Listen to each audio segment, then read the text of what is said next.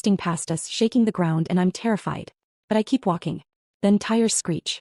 My father's black truck slams into park right in front of me. He jumps out, face pale with rage, looking at the empty road behind me. Olivia, where is your vehicle? He shouts over the traffic. I look him in the eye and finally speak the truth. Anthony took my keys. He says I'm medically unfit to drive. Drop a comment and let me know where you're listening from and what time it is for you right now. I'd love to know who's part of our community. The silence inside my father's truck was heavy, a stark contrast to the roar of the highway we'd just left. The air conditioning blasted against my face, drying the sweat but doing nothing for the cold knot in my stomach. Noah had fallen asleep instantly in the car seat, lulled by the vibration of the engine. I looked at his small, peaceful face and felt my hands start to shake. The adrenaline was fading, leaving behind only shame. How long? My father asked. He didn't look at me. His eyes were fixed on the road, his hands gripping the steering wheel so hard his knuckles were white. He wasn't asking as a dad. He was asking as a police chief interviewing a witness. 6 months, I whispered. Since Noah turned 18 months old. He took a sharp breath. Why didn't you tell me? Because it didn't look like abuse, Dad. That's the trick. It didn't start with a lock on the door or a raised fist. It started with a casserole. It started with Susan showing up with dinner and saying, "You look exhausted, Olivia. Let me take the night shift." And I was exhausted, so I let her. Then it was Anthony saying, "Babe, why stress about the bills? I'm an accountant. Let me handle the finances so you can focus on Noah." And I was stressed, so I thanked him. I looked out the window at the passing trees, watching the world blur. I needed him to understand the mechanics of the trap. It's the boiling frog, Dad. You know the story? If you drop a frog in boiling water, it jumps out. But if you put it in cool water and turn the heat up slowly, it cooks to death before it realizes it's dying. That was my life. The heat went up 1 degree at a time. First, Susan moved into the guest house to help. Then she was in my kitchen every morning, criticizing the nutritional value of the oatmeal I made. Then she was checking my grocery receipts, circling items she thought were wasteful. When I complained, Anthony told me I was being ungrateful. He said I had postpartum anxiety. My father's jaw tightened. Did a doctor say that? No. Anthony did. Every time I questioned why he moved our savings into a new account I couldn't access, he said I was being paranoid. Every time I asked why Susan had a key to our bedroom, he said I was being difficult. They made me feel like my brain was broken. Last week I tried to drive to the park and my keys were gone. Anthony said he took them for my own safety because I've been so scattered lately. He said he was protecting me. I looked down at my hands. They were raw from gripping the carrier straps. They check my phone, Dad. Every night. Anthony said he was just making sure I wasn't doom scrolling, that it was bad for my mental health. But he was reading my text. He was tracking my location. I stopped calling you because I didn't want you to worry and I didn't want them to know I was cracking. I thought if I just behaved better, if I was just calmer, they would give me my life back. My father pulled the truck onto the shoulder of the road and put it in park. He turned to me and the look in his eyes wasn't anger at me. It was the cold, lethal focus of a man who had hunted predators for 30 years. That is not help, Olivia, he said, his voice low and terrifyingly steady. That is a siege.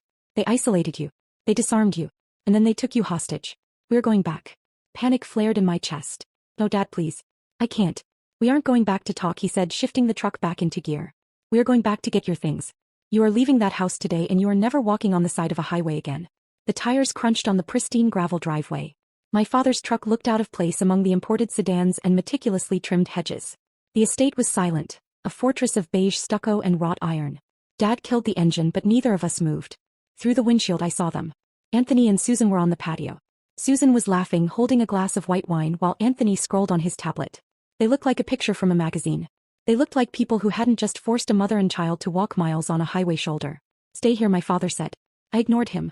I unbuckled Noah's car seat, my fingers fumbling with the straps, and pulled him into my arms. I wasn't staying behind. I walked up the driveway behind my father, matching his stride. Susan spotted us first. Her smile didn't drop, it just froze. Oh, look who's back, she called out, her voice bright and brittle. And she brought reinforcements. Harold, you're just in time for a glass of Chardonnay. My father walked up the stone steps, his boots heavy on the slate. He didn't look at the wine. He looked at Anthony. Where are her keys? He asked. His voice was the same low rumble he used on Suspects, the one that made people stop breathing. Anthony stood up, smoothing his polo shirt. Harold, let's not be dramatic. We were worried about her. She's been unstable. We took the keys for her own safety. You know how new moms get. The casual misogyny, the practiced concern. It made my blood boil. I stepped out from behind my father. I'm not unstable, Anthony. I'm leaving. Susan laughed, a short, sharp bark. Leaving? Where are you going to go, Olivia? You don't have a job. You don't have a car. You barely have a brain cell left that isn't focused on diapers. We are protecting you. We are keeping this family together because you are clearly incapable of doing it yourself. My father stepped between us. He didn't shout. He didn't posture. He just looked at Susan with a cold, flat stare. You aren't protecting her. You are holding her hostage. Give her the keys. No. Anthony crossed his arms, trying to match my father's height but failing miserably. Or what, Harold? You going to arrest me? It's my car. It's my house. I make the rules. If she wants to leave, she can walk. But she's not taking my son. The air in the yard changed. The birds seemed to stop singing. My father took one step closer to Anthony. You want to talk about rules? Fine. Let's talk about the law. You are withholding her personal property. You are restricting her movement. And if you try to stop her from leaving with her child, that is unlawful imprisonment. Susan scoffed. Oh please. She's hysterical. She needs rest. She needs her passport, my father said, turning to me. Go inside. Get your documents. Get the baby's things. I'll handle them. I ran past Anthony, dodging his outstretched hand. I heard Susan shouting something about trespassing, about calling the police, but my father's voice cut through it all. Go ahead, Susan. Call them. I'd love to explain the situation to my former colleagues. I raced up the stairs, my heart pounding against my ribs. The house felt different now, cold, alien. It wasn't my home. It was a crime scene. I tore open the closet door, my hands moving with a frantic, clumsy speed. I didn't fold anything. I shoved clothes into the duffel bag. Noah's onesies, my jeans, anything I could grab. My breath hitched in my throat, a jagged rhythm of panic. My father stood in the doorway, his back to me, watching the hall. He was a statue, a barrier between me and the people who had slowly dismantled my life. I stopped for a second, clutching Noah's favorite blanket. Dad, I whispered. He didn't turn around. His shoulders were rigid. I saw it then, 6 months ago, he said, his voice rough with a pain I hadn't expected. The Sunday dinner when you didn't laugh once. The way you looked at Anthony before you answered a simple question. I saw the light going out in your eyes, Olivia. I froze. He knew. I told myself it wasn't my place, he continued, his voice cracking. I told myself marriage is hard, that I shouldn't interfere, that I was helping by giving you space. I thought I was respecting your boundaries. But I wasn't. I was leaving you behind enemy lines without a weapon. I'm so sorry. The guilt in his voice was heavy, a physical thing. It was the silent regret of the watchman who fell asleep while the castle was breached. I walked over and put a hand on his arm. You're here now, I said. But Dad, you need to know something. I didn't stay because I was weak. He turned to look at me, his eyes searching mine. I stayed because I was terrified that if I left without a plan they would take Noah. I pulled a hidden folder from under the mattress. The one place Susan never checked because she was too busy inspecting the dust on the baseboards. I opened it. Inside were photos of Anthony's bank statements I'd snapped when he left his laptop open. Screenshots of texts between him and Susan discussing how to manage me. I wasn't just surviving, Dad, I said, my voice steadying. I was gathering ammunition.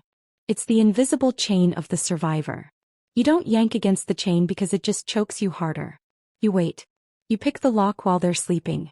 I was waiting for the moment I could leave with Noah and never have to look back. Today was that moment. My father looked at the folder, then at me. He didn't see a victim anymore. He saw his daughter. Let's go, he said. We walked out of the bedroom. Anthony was at the bottom of the stairs, looking up at us with a mix of fury and disbelief. Susan was behind him, her phone in her hand. You can't take him, she shrieked, pointing at Noah in my arms. That is kidnapping. I have the police on the line right now. My father didn't even slow down. He descended the stairs, step by heavy step, forcing Anthony to back up. It is not kidnapping for a mother to travel with her child, Susan, my father said, his voice projecting with the authority of a man who knew every statute by heart. But preventing a person from leaving a premises? That is unlawful restraint. And if you lie to a 911 dispatcher about a custody dispute to incite a police response, that is filing a false report. Do you want me to spell out the sentencing guidelines for you? Susan's mouth snapped shut. Her thumb hovered over her phone screen, trembling. I walked past them. I didn't look at Anthony. I didn't look at the kitchen where I'd cried over burnt toast. I walked out the front door into the blinding afternoon sun. The air tasted different out here. Tasted like oxygen. The drive to my father's house felt like the first real breath I'd taken in a year. The silence wasn't empty, it was safe. Noah babbled in the back seat, pointing at the passing trees, oblivious to the fact that his mother had just burned down her life to save his. When we pulled into Dad's driveway, I expected relief. Instead, my brain switched into overdrive. The adrenaline crash was brutal, leaving me shaky and nauseous. We need to check everything, I said, dumping the duffel bag on Dad's kitchen table. My father was already on the phone with his lawyer, but he nodded at me. Check what? The money. The documents. Everything. I spread the papers out. I'd managed to grab the file folder from Anthony's home office while Dad was blocking the stairs. My hands trembled as I opened it. Bank statements. Loan agreements. Title documents. It took 10 minutes to realize the extent of the damage. Dad hung up the phone and walked over. "What did you find?" I stared at the paper in my hand, the numbers blurring. "My car," I whispered. "The SUV you bought me when Noah was born." "Yeah. It's gone. Anthony sold it 3 weeks ago to a dealership in the next county." The bill of sale was right there, dated the day after he took my keys. $12,000. My father's face went stoic, a mask of controlled rage. "He sold a gift given to his wife? He didn't just sell it, Dad. Look at this." I pushed a bank transfer receipt toward him. "He used the money to pay off a credit card. But the card isn't in his name. It's in Susan's." Dad picked up the paper. "Susan's gambling debt? Or a failed business venture? Does it matter? They stole my car to pay her bills." But that wasn't the worst of it.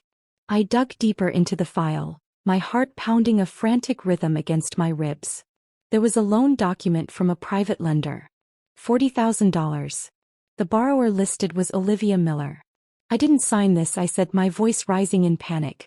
"Dad, look at the signature. Sunit. Looks like Anthony trying to write like you," Dad finished. I felt the room spin. He took out a $40,000 loan in my name. And the educational trust fund? The $56,000 my grandmother left me? I logged into the banking app on my phone, my fingers slipping on the screen. Incorrect password. I tried again. Locked out. I called the automated number, punching in my social security number. "The balance of your account ending in 4492 is $0. I dropped the phone. They had taken everything, the car, the trust fund, my credit. It wasn't control anymore. It was a deliberate attempt to bankrupt me, to trap me with no way out. My father studied the documents. The forged loan, the car sale, the transfers. His expression hardened. "This isn't a marriage issue," he said. "This is felony fraud."